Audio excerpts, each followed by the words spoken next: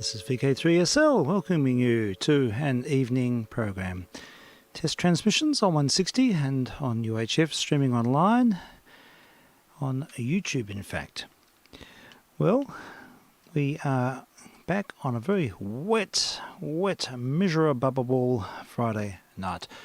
And we'll have a program of inspired choices, I'm sure. No, we'll go down a interesting road tonight. Frank will come on board in about 20 minutes or something, and we will, I think we're going to explore the music of Tommaso Albinoni, so some Venetian Baroque music going back to the early 1700s. So way back when, but it's so delightful. I've been sampling it this evening, so I'm quite looking forward to it. So that'll be the run of the mill tonight. But before doing that, we'll have our usual sample of more recent nostalgia, 78 from the 1920s, a recording of the Midnight Serenaders on a Dominion record going back to about 1926. The track's called My Inspiration Is You.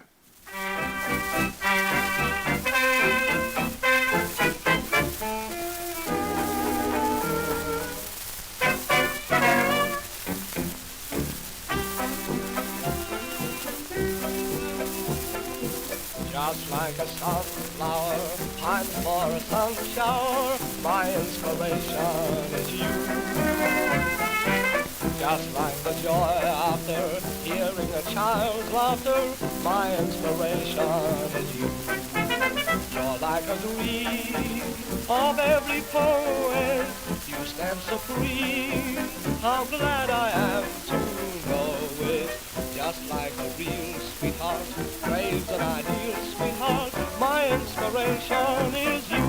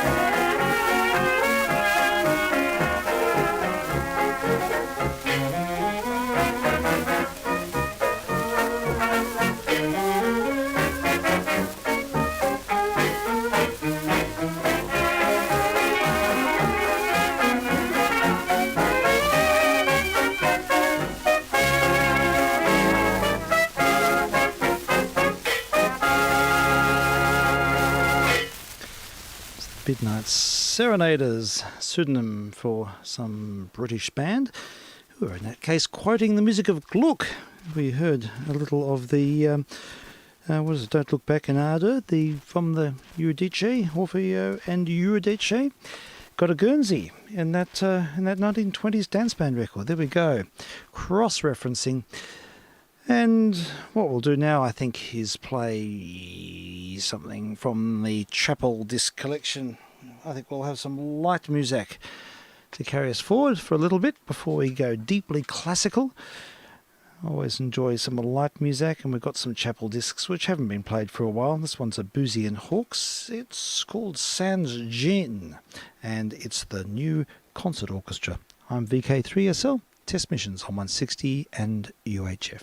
vk3sl.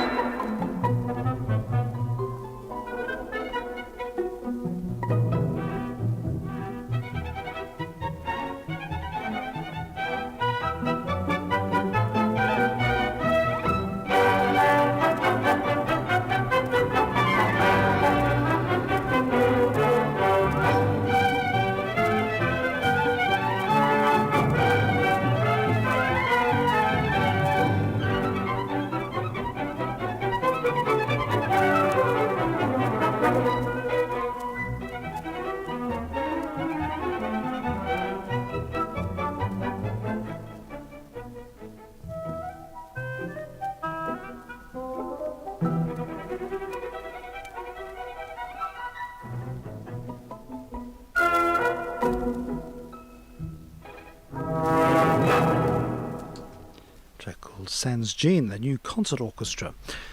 And a bit of Morris dance flavour there, English music on Boozy and Hawks.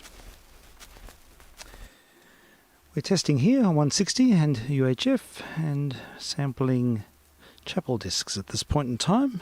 And here's one from the KP record library. It's the Group 40 Orchestra, conducted by Eric Cook, and the name of the tune is Limelight Waltz.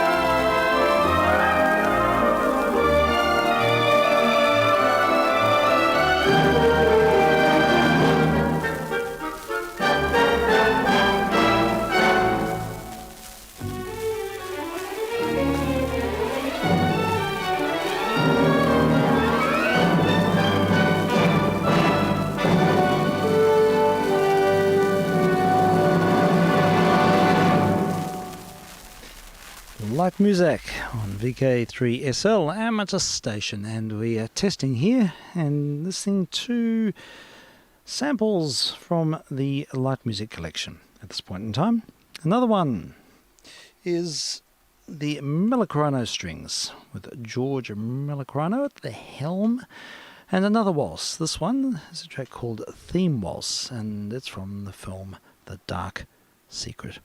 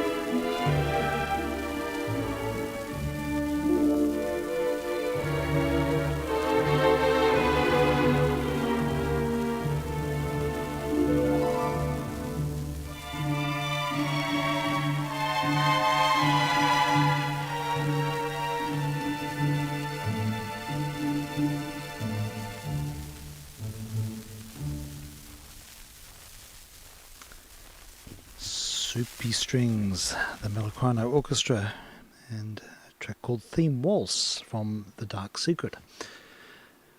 One of the sort of more exciting things this week has been to, we've made quite a few discoveries this week. We've had a great metal session this afternoon with Mr. OP, and Frank Jr. had a great list of material the other day, which we sampled, and we look forward to catching up with Andrew, hopefully on the weekend.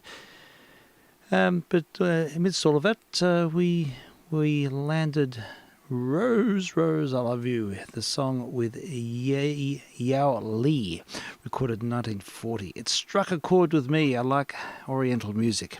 Bit of Mando pop from 1940, so I think we have to play this a second time. vk3sl.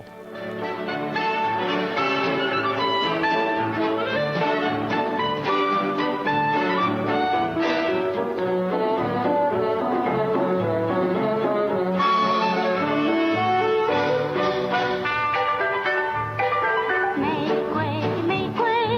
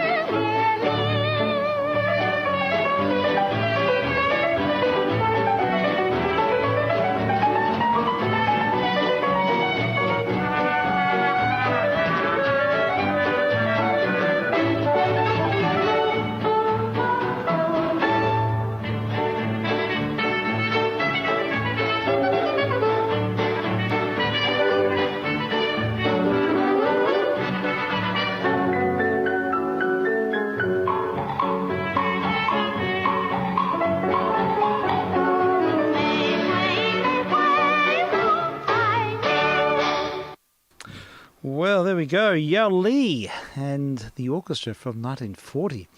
Reading about Yao Li, she just passed away recently, 2019, and she was known as one of the 7 great singing stars of Shanghai. She got the Guernsey. I wonder if I heard her when I was in Shanghai in 1980 Mumble. I went to the Peace Hotel, and the band I heard there had been playing, same musicians there since 1937, apparently. It was a treat. They played all this old swing music, and it was quite an experience. I wonder if it was like Yao Li singing with them. I remember there was a singer, but I have no idea who she was. Let's hear some more Yao Li. And, yeah, a bit more Mando pop. One more track, I think. And then we'll do, I'll get the Zoom-O-Matic going in the interim. Looking forward to catching up with Mr. JR shortly. vk3sl, testing.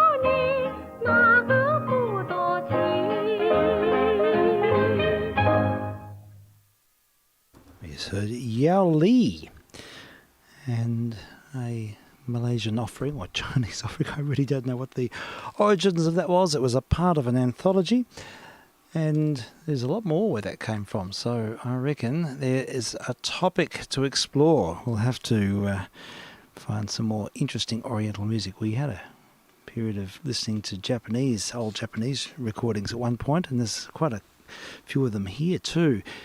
But we pretty much exhausted that stash. But there's other music to be discovered, so definitely worthwhile. Yao Li. Well, what I've done is I've just sent that off to you, Mr. JR. And while we're getting organised there, I might see if we've got something else on the list. Let's have a look. Should we listen to some more Yali? Perhaps we could. Yeah, let's see what else they've got here. Oh no, I've already heard that one. No, I'll tell you what, I'm going to reach over into the stack of 78s and we'll just pick something out of the bag. Here we go.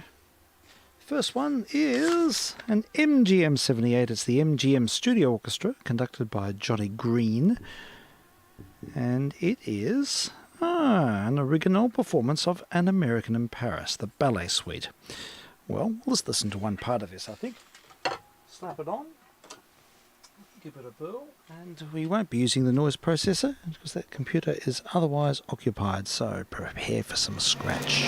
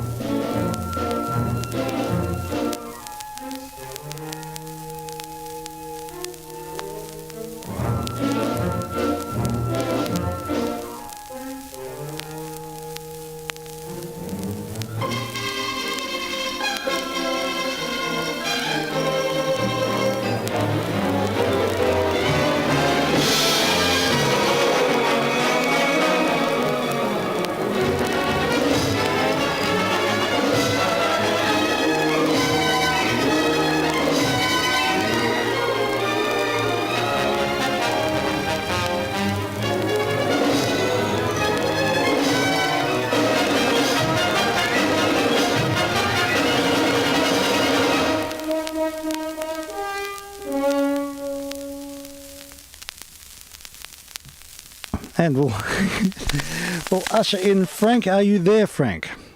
I'm here. Good evening, Steve. Hello. And, well, there we go. There's a nice bit of Gershwin. Good evening. Good evening to the listener. Oh, yes, indeed. Absolutely. Listener, one and all, and we are very welcome to be a part of our meander, and we'll... Good to be here. Yeah, it is. It's Zoom seems to be holding up very nicely. I'm just going to take this record off the needle off. Just while you're doing that, I will give you a report. You are, as Roy of Coffee Break fame would say, you are of excellent report. Oh, very good. All right. I'm happy to acknowledge that. Thank you very much. Yeah, well, it's good to know that things are holding up nicely.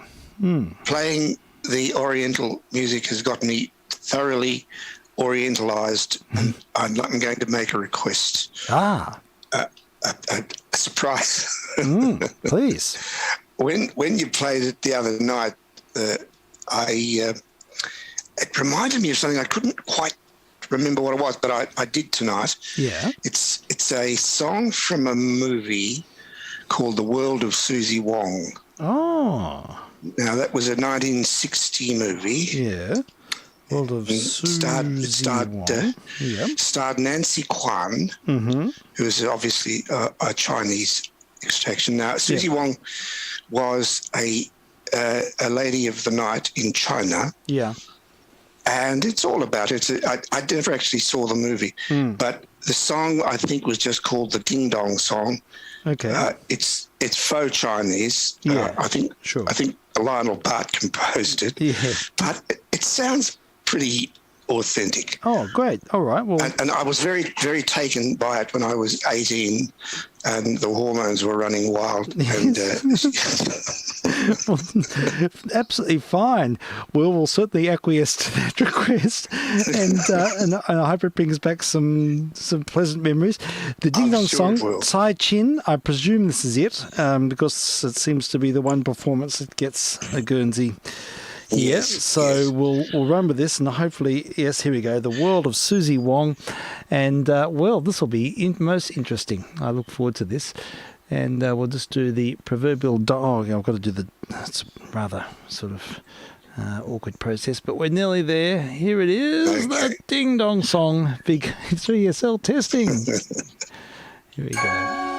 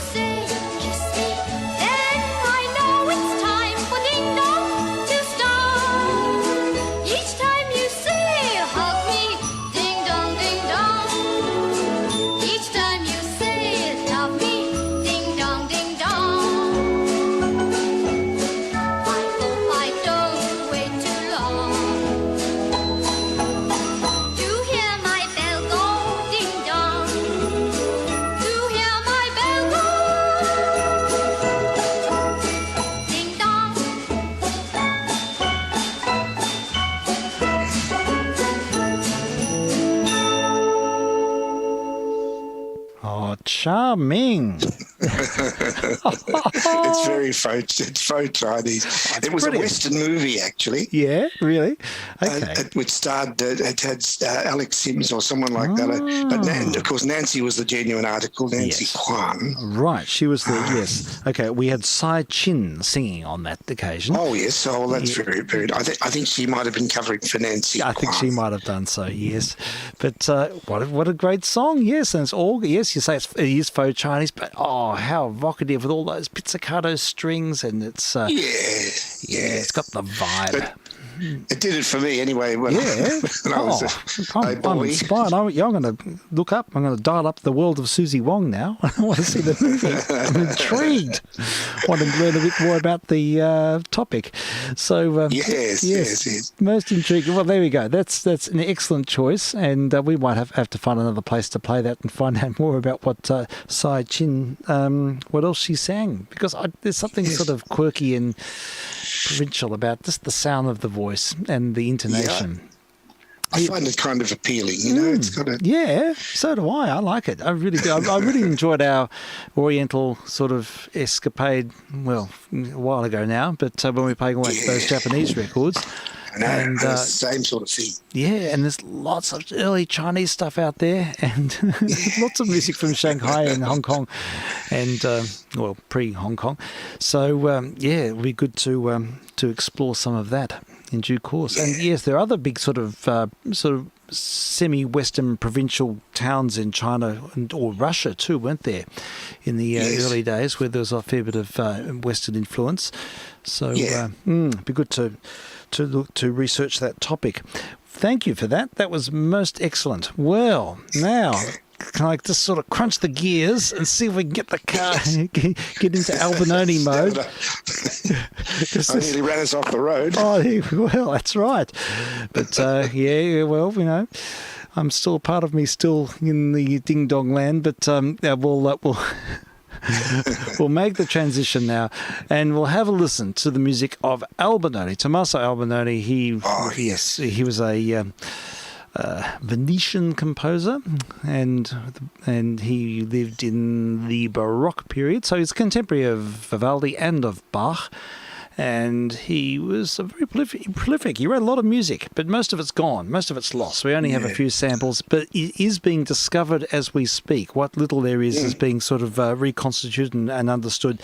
So it's sort of an unfolding picture. And I'm really transfixed with his music. I think he's one of the great Baroque composers. His music's completely beguiling. It's full of interest. Every turn is... His figurations are not predictable. They're not too formulaic. And, he had that sort of wonderful, intriguing sensibility about his compositions. And he had a real gift for melody writing. So his adagios, his slow movements are just expansive and gloriously beautiful. And there's a number of those. So, we'll go on a journey, and I think I'll start with the most famous piece of Albinoni. So it's not really by him, although it might be. I know what you're talking about. You know the one. This is an interesting story. This is a piece called the Adagio in G minor, and it's a work that I think most people will recognise. It's played at a lot of funerals, and it's reflective. It's deeply reflective, and it's very, very beautiful. But the music was supposedly found in the ruins of the Saxon Library in Dresden. And most of Albinoni's music was stored there, and when the firestorm went through, when the Allies bombed Dresden, that they destroyed the whole library, and just a huge amount of music was lost, hundreds of thousands of scores, and just about everything Albinoni wrote was destroyed, including, they think, 80 operas. It's staggering. The loss is just unbelievable. But in the ruins, a musicologist, a guy called Giazzotto, he's a musicologist, and he was digging around, and he found some scraps and of a trio sonata, and he reconstituted it, and he used the existing bass line, and there were some melodic fragments from the first violin part, and he rebuilt the piece. And he sort of put his name on it and copyrighted it as well, and it became super famous, and it's known as the Albinoni Adagio, but it's probably more Giazzotto than Albinoni. But this is where it gets intriguing. Very recently, in the last couple of years, they've a musicologist who worked with Giazzotto found in his personal papers some scraps, and it looks like the story is true. It is the music of Albinoni, after all. That's very interesting, because there was a school of thought that said that he'd made the whole thing up and he'd written the whole thing. That's right, yes. In fact, it was promoted as a hoax for the better part of the last 50 years, and people sort of really did believe it wasn't, it was just made up, because it's such a romanticised story to find, scraps of music in the ruins of But lo and behold, it does seem to be true. And this is something that's only been found out in the last couple of years. I didn't know that. So that's really interesting. And it's a little bit contentious. People still think that, it's still got more, it's probably still got a lot of him in it. But there are fragments which this is based on. So, the essence of it is probably Albinoni. But look, it's very powerful, especially when you reflect on the tragedy of war and the circumstance. It really it holds up as a very, very powerful piece of music. So we'll kickstart with this today, and then take the journey from here on. vk3sl.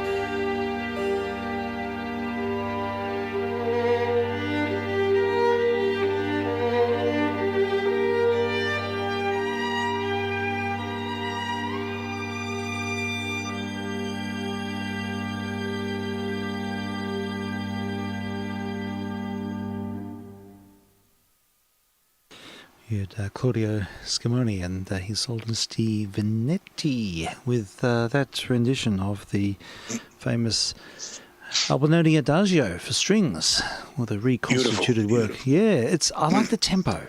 I think they take. I quite like it slightly faster, that speed. It sort of needs a bit of momentum, I think. I suppose it depends on the mood. Yeah. Yes, it can just slightly drag, I think. It can sometimes, but I suppose if it was used as a reflection in a funeral or something, it might suit the occasion more. But look, it's a charming piece, and apparently it was built out of 6 melodic fragments and a bass line, an existing bass line. So, reconstituted effort by Mr. Giazzotto. But that's the work that most people associate with Albinoni, sort of put him on the map to modern ears. But but we really mainly hear his instrumental music, because most of his operatic opus has been lost to us. But there are a few examples which we'll play shortly. But in the interim, I thought I'd play something else instrumental-ish. It's from one of his concerto opuses. It's a instrumental, like a concerto grosso, I think. Another slow movement, but just shows the ravishing use of suspension and just melodic shape. It's just magnificent writing this. And see what you think of this one. It's quite beautiful. vk3sl testing.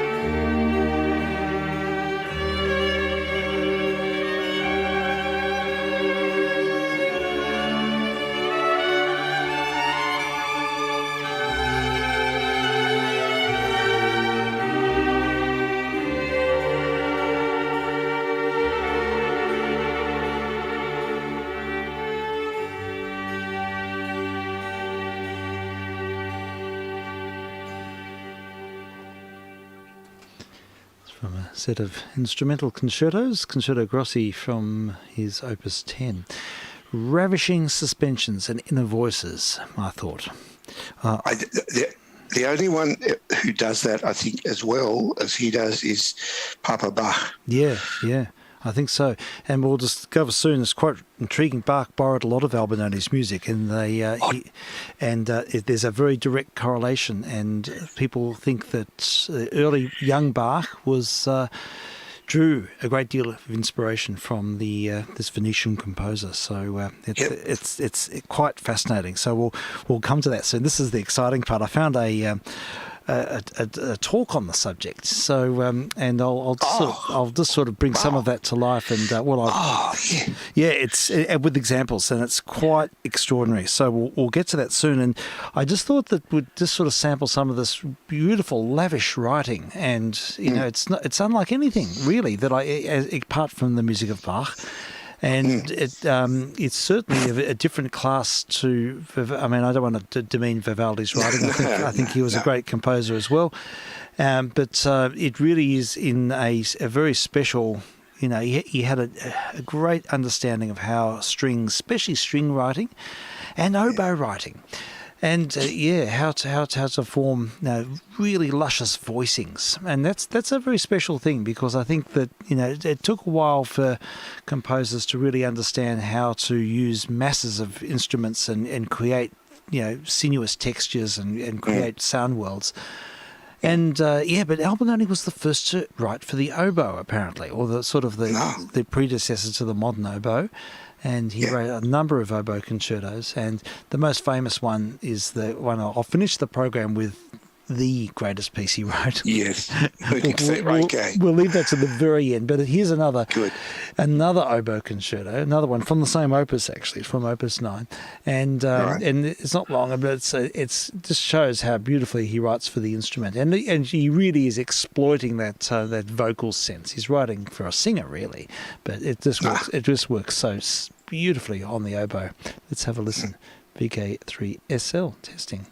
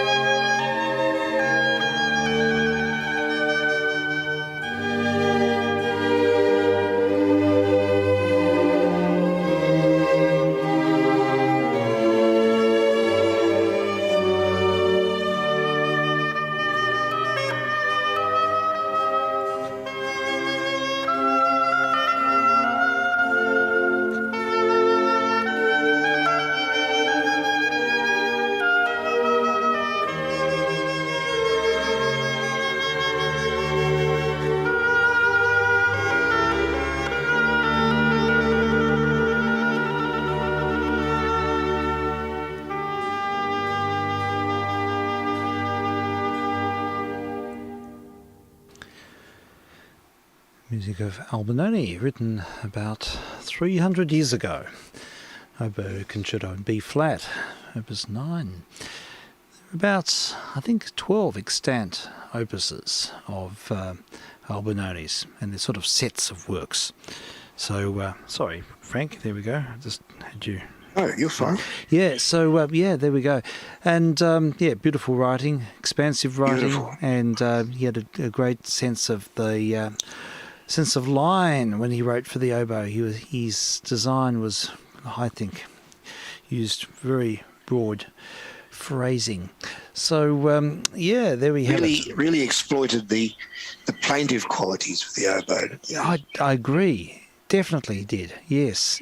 That's sort of rather reflective, slightly yearning quality. Yes. There's a yearning, definitely. Yeah. So, anyhow, we'll follow on with something. There are a few examples of his writing for arias. I think there are about 3 extant operas out of the 81 that he wrote. And they've only been discovered fairly recently and catalogued and understood. But there's some very beautiful arias. And I hope I'm not putting everyone to sleep playing all this really slow music. We'll move upbeat very soon. This one is slightly similar to what we've just heard, but it's an aria. It's sung, and we'll hear how he treats a vocal line in this instance. So let's have a listen. I won't try and pronounce these big long Italian names. It's no point. But anyhow, it's an aria. It's from an opera, and the music is by Albinoni, vk3sl.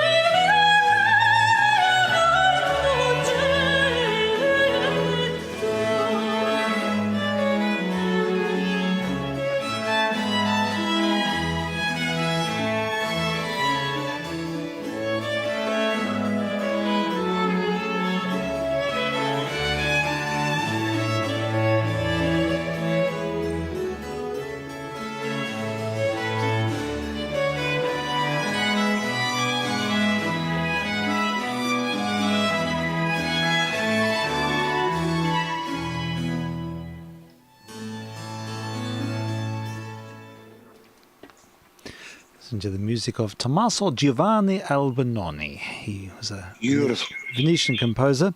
Yeah. It's from an opera called In Constanza Sciunita. Right. And it was performed in 1727. There we go. And who sang it? Yeah, the singer's name is Anna Quintans. And it's a recent recording, and I think it's a work that's only been revived quite recently as well. It's one of about 3 operas that survived. What a beautiful melody, eh? Oh, lovely. Have we got the whole opera? I think so. I think it's there somewhere. And, it's got earworm status that it certainly has. Yeah. It certainly has. Yeah, beautiful melodic line and a lovely accompaniment. Stuff. Yeah, beautiful stuff. So there we go. There's an example of his dramatic writing, which he was mainly known for as a composer of operas in his own time. When he was young, he wrote the instrumental work, and he married an opera singer, a well-known opera singer, and then he got really involved in writing operas. And that's the way it worked for him.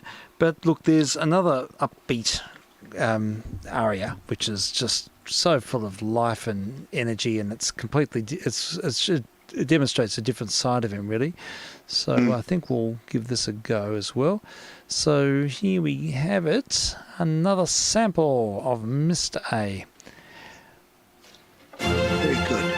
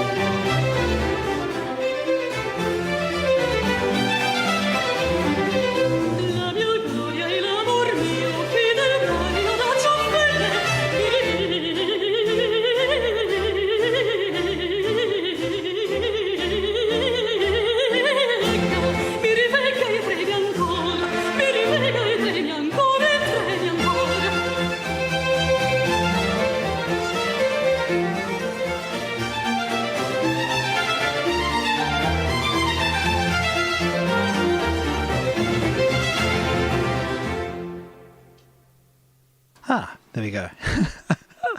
That's from an opera called La Gara Generose. And, an opera composed in 1712, apparently. Right. Same singer, by the way. That was Anna Quintans singing on that as well. So very good. But you can really hear how Handel was inspired by the Italians, can't you? Yes, you certainly can. It's rubbed off, and of course his early operas sounded a lot like that to me. They did, it certainly did. He drew a great deal of inspiration for what was happening in Venice at that time, but a very, dynamic work, and beautifully written for the soloist, and nice energetic string writing too. So music of Al Bononi. I was just thinking, you were saying the other day that he didn't need to write for a living. He didn't need to write music for a living at all, because his dad had a card making. That's right. Yes, his father was a paper merchant, and although I think.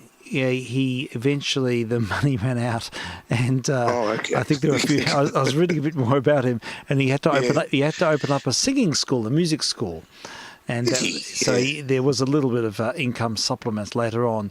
But there was a bit of a tragedy, because he married a very famous opera singer. In fact, there's a bit of a blurb about this. I'll dig it up. It's quite interesting, and it was one of those whirlwind marriages. She was very young. She was about 15 or 16,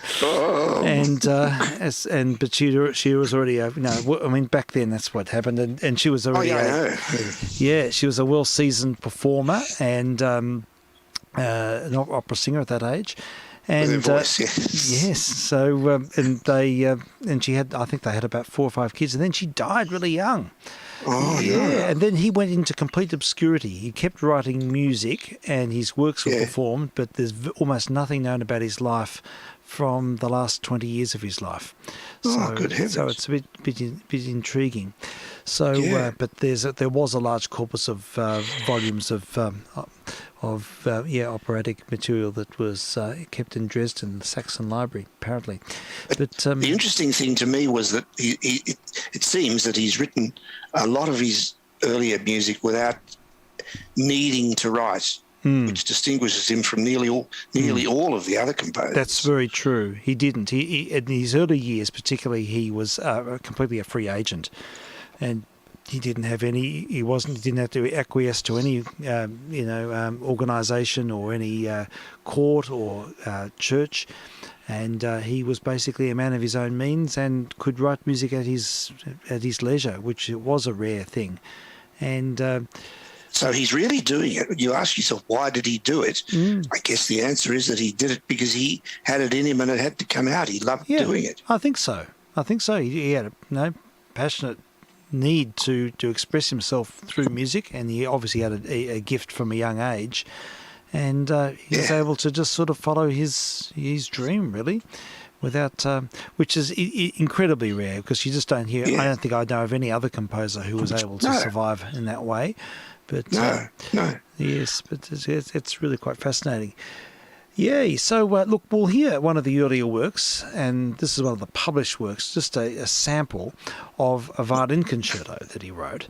Now, this is interesting because it really exploits the counterpoint, shows how he was able to write really quite complex counterpoint. And, of course, this inspired Bach. He was doing this slightly before Bach himself, and just a little bit older than Bach, and then we'll follow on and use this as a segue into looking at some of the direct inspiration, because Bach actually used themes of Albinoni's in some of his fugues, so which is incredible. But let's have a listen to this remarkable violin concerto. It's really, really well written. In fact, it's I don't think I've ever heard of a violin concerto quite sound like this. But Mr. Manzi's the soloist, and Mr. Hogwood's the conductor. All right.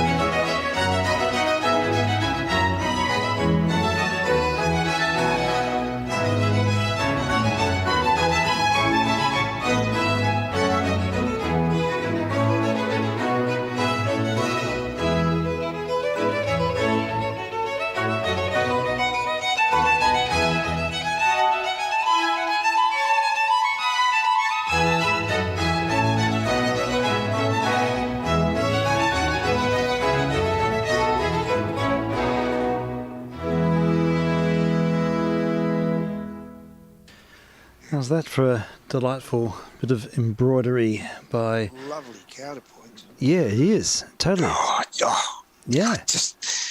I love good counterpoint. Yeah, Love it's really involving, isn't it? It draws you into this wonderful world of give and take and liaison. It's like a great conversation, isn't it? It's incredible. Wonderful.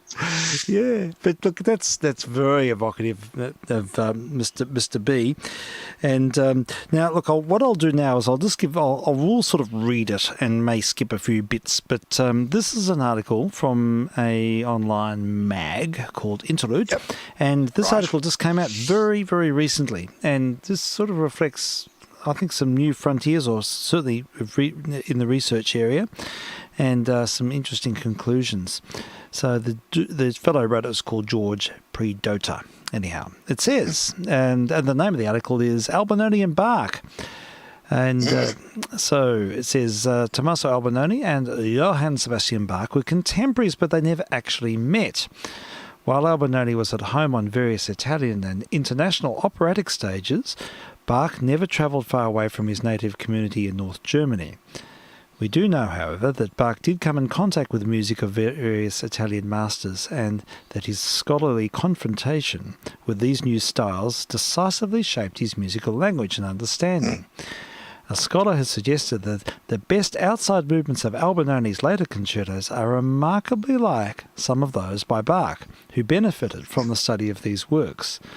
That similarity is found in some interesting variants of the common Albinoni approach to ritornello form, one which Bach took over into his works. Several movements from Bach's Brandenburg concertos show clear signs of being written under the influence of the concertos of 1 and 2 oboes of Albinoni's Opus 7. So we'll have a little sample make. That's right. This is time for another interlude. Yes, this is the article from the That's interlude. right. So this is a musical example to illustrate the point.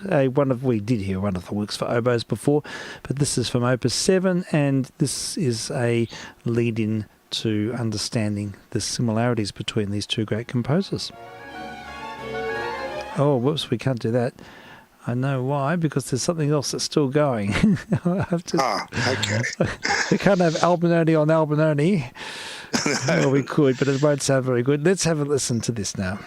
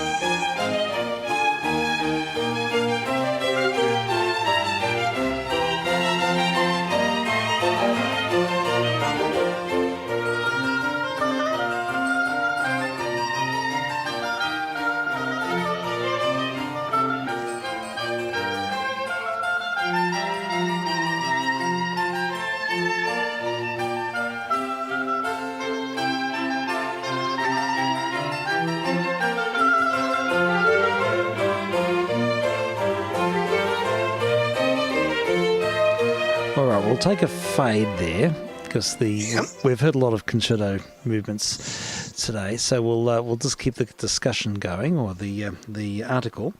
So that was an example of the ritornello form with a nice long opening, and the two dialoguing oboes. And it says here, while we can certainly hear some of the similarities of structure and tonal organisation, how did Bach get his hands on the Albinoni scores? And it says here, two possible scenarios have been suggested. In the autumn of 1717, Bach travelled from Weimar to Dresden. The Crown Prince of Saxony had recently returned from an extended journey to Italy, having spent almost 1 year in Venice. Yeah, one of the musicians from the Dresden court, Johann Georg Pizzadel, had accompanied the Crown Prince on his travels, and he became good friends with Vivaldi and Albinoni.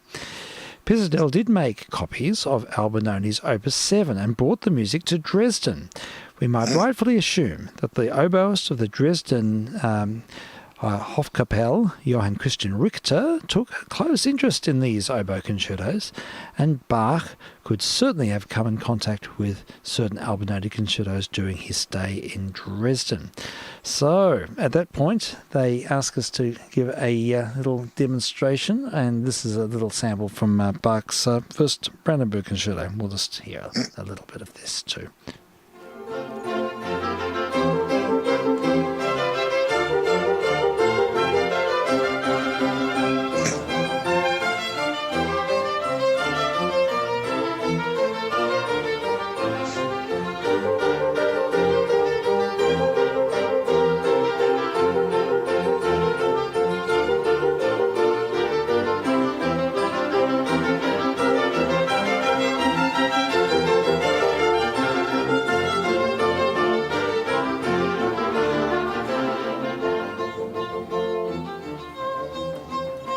What I might do is I might say that very softly in the background, and while I'm reading the next bit.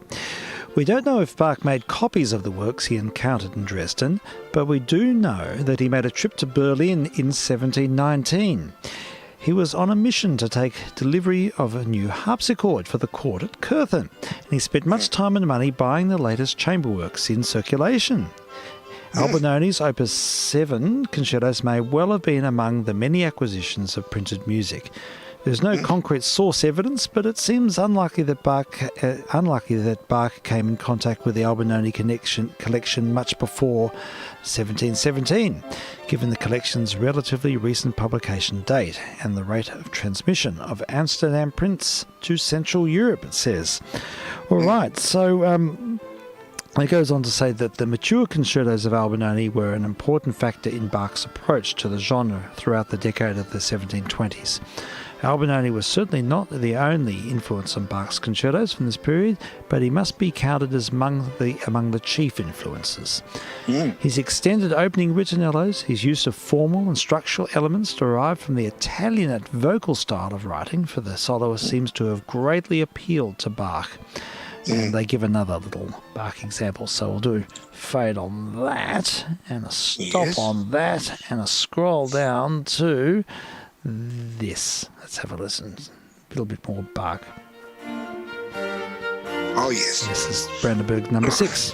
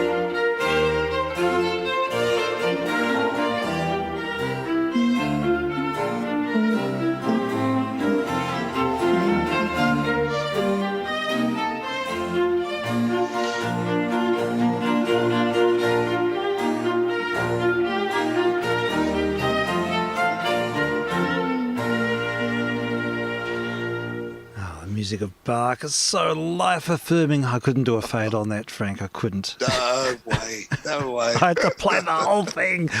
Well, of course you did. And people, we've lost the thread now, but I can just quickly tell the listener that we're just looking at, Bach, how he may have been inspired by the writing of Albinoni and how the two composers did come in some sort of contact. They didn't actually meet each other, but it was a lot harder back then to sort of to hear another composer's works or to get hold of the music. It just wasn't a question. It was going down to find music and getting No, or tuning into 3AR. That's right. That's right. Listening to Dr. Floyd. No, Dr. Floyd. That's no, right. we couldn't do that. So they had to actually go and copy it by hand, and that's what they did. Yes. So they'd sit down for a couple of days and just painstakingly copy the music out. It's really... That in itself is a chore, a great chore, isn't it? Really? Yeah, it is. Everything was done by copy. I mean, there was very little printing of sheet music at that time. And were there people employed just to be copyists? I think there were. I think there were. Anna Magdalena was a great copyist. In fact, most of Bach's music survives under her hand. So later on, she did a lot to. Yeah, in fact, if it wasn't for copyists, nearly everything of Bach wrote would have been lost because there's very little example of his original manuscripts at all. Most of them are gone. So apparently, he's what there is show him to write in a very, very distinctive way, very, very clear, broad sort of legible musical script. Yes, I believe it was very few corrections. And it's like it formed the whole thing. And he had a very sort of clear... Whereas Handel's writing, I've seen the facsimile for the Messiah, and it's full of scribbles and crossed out sections and red... Is it really? Yeah, it's fascinating. Yeah. And Beethoven's symphonies, 3/4 of the work is just crossed out. Isn't that amazing? He kept improving and changing his mind. He did constantly. So he'd use the pen, he'd scrape out the paper and just rip it. And he'd sort of have this big anger and smash the nib, and he'd write like one bar on the whole master stave, and then 3 pages later be the next 2 bars. and the thing would be about 3 inches thick, where it only would only need to be, the score would only need to be half an inch thick, and it'd be 3 inches thick because he just took he was constantly reviewing, and whereas Bach just it's like a vision.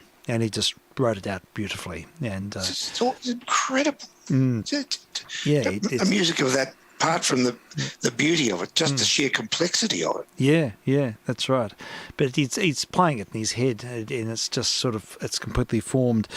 But, back to this little script here. Sorry. No, it's fine. I'll just, there's not much left, actually. It's just a little bit. It says, while the close connection between Albinoni's Opus 7 and Bach's Brandenburgs rely on careful stylistic, formal, and harmonic analysis, an intermediate connection is found in 4 keyboard fugues. This is interesting. With subjects taken from Albinoni's Opus 1. So Bach actually borrowed thematic material for his fugues, so from Albinoni's Opus 1, which is a set of church sonatas. So he took actual quotes. So this is quite fascinating. And he says in Albinoni's Opus 1, in Bach's BWV 946, 950, 951 and 951A, we find Bach mastering a new style and maturing as a composer. And he says in BWV 950, Bach quotes directly from Albinoni's original at 2 points beyond the subject itself. So that's significant, that he's actually drawing, literally copying the music and improving it, I suppose, or doing his own thing with it. But it's of course it was a form of homage. It was, it's interesting that it was a high sign of respect, really. Yes, so, yes, it was. No copyright issues there. So, excuse me. So that's an interesting one, isn't it? So there's Bach was actually borrowing from the music of Albinoni and using it as source material for his own work. Now there's a really interesting example of this. And there's a trio sonata, and I can play the first little bit. Then I'll play a Bach fugue played by Mr. Gould. I'll play some Glenn Gould. Oh, yes. And, oh, well, I own a Glenn Gould recording. Yeah. I don't usually, but it's I've got him playing the Goldbergs. Oh, it's yes. not my favourite rendition. No, he's not my favourite pianist, but look, he's very idiosyncratic, but he's incredibly clear. He plays the piano like a harpsichord. He delineates his parts perfectly. He does. It's a masterful, and for the sake of just sort of understanding the structure of the music, you can't be better. Perfect. Really. It's perfect. That's yeah, right. it is. So look, we'll have a listen to this little church sonata by Mr. A first. His Opus 1, very early work, and then we'll listen to how he uses Bach uses that same theme in his fugue in B minor. Really interesting to hear these two works in sharp relief. So we'll do a quick line-up-o-matic here. We just got to get this thing lined up. Here we go. Albinoni Trio Sonata. And let's have a listen to this first. vk3sl testing.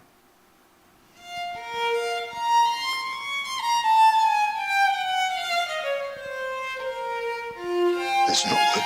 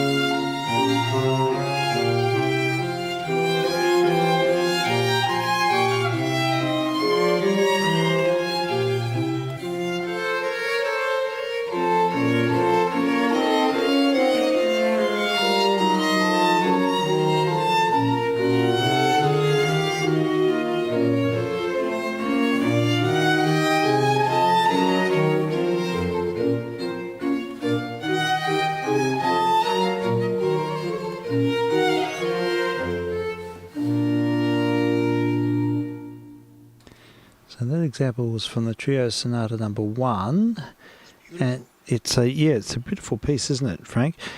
Yeah. And what I'll do now is play the. I really like its little chromatic. I was going to say that chromatic rise in the violin towards the end. Is perfect. It's really interesting. It's in the fugue subject. So look, let's hear it now, played by Mr. Gould, and this is based on exactly the same piece.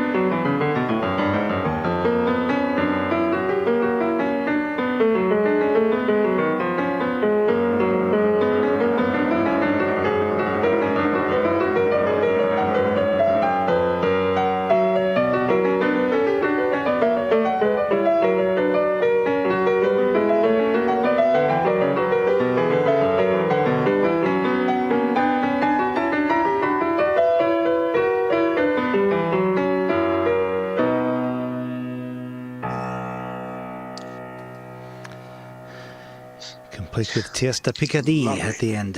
Yes.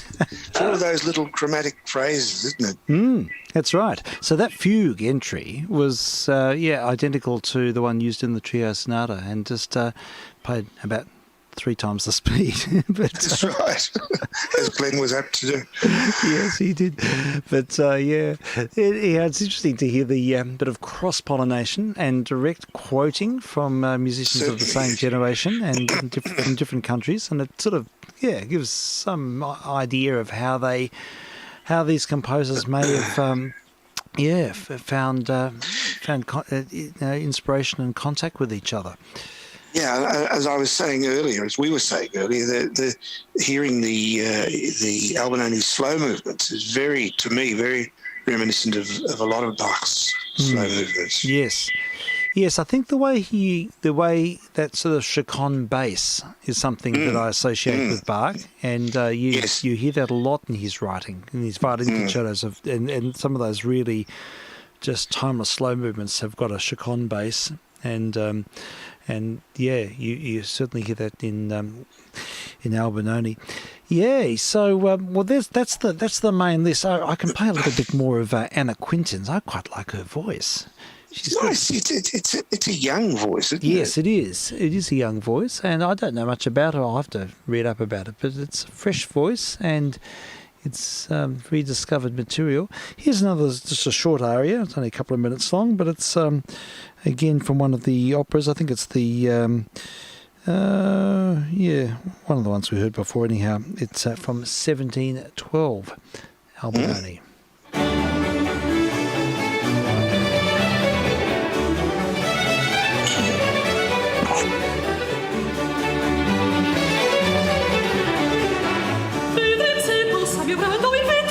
Scempio per stragi crudeli.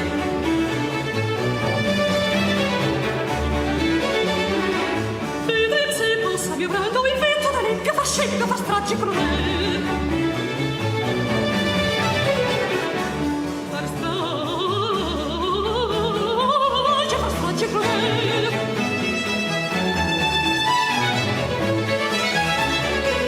Vedrem se possa mio brado il vento d'Alempio fa scempio per stragi crudeli.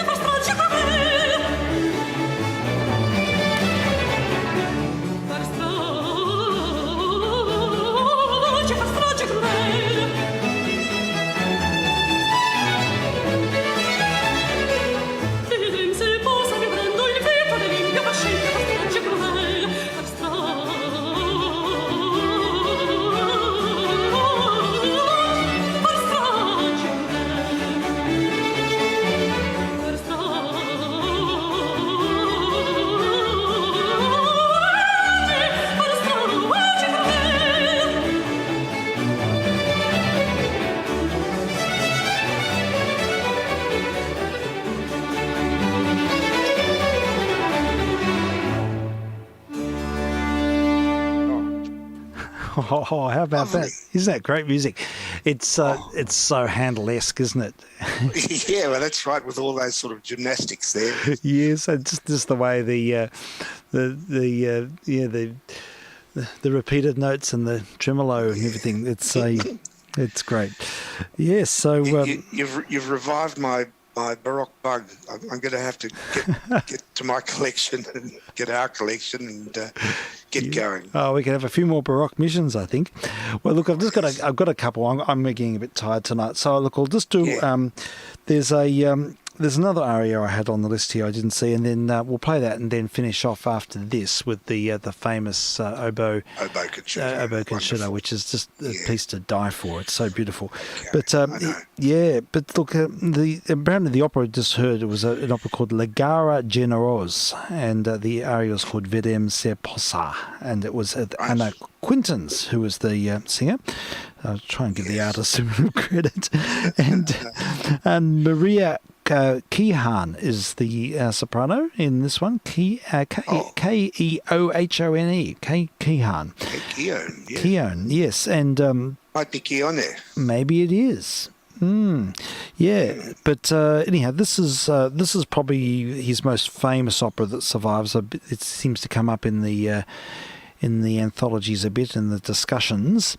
It's called La Statira, and the aria is called Vien con nuova orbil juguela.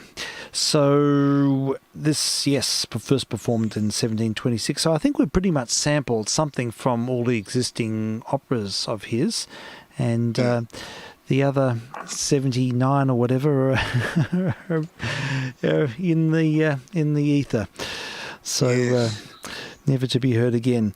But anyhow, we'll hear this one. This has got some very beautiful horn writing, and it reminds me, the opening of this definitely reminds me of one of the Brandenburg concertos, and see what you think. It does have that sort of feel about it, but let's have a listen. VK3SL.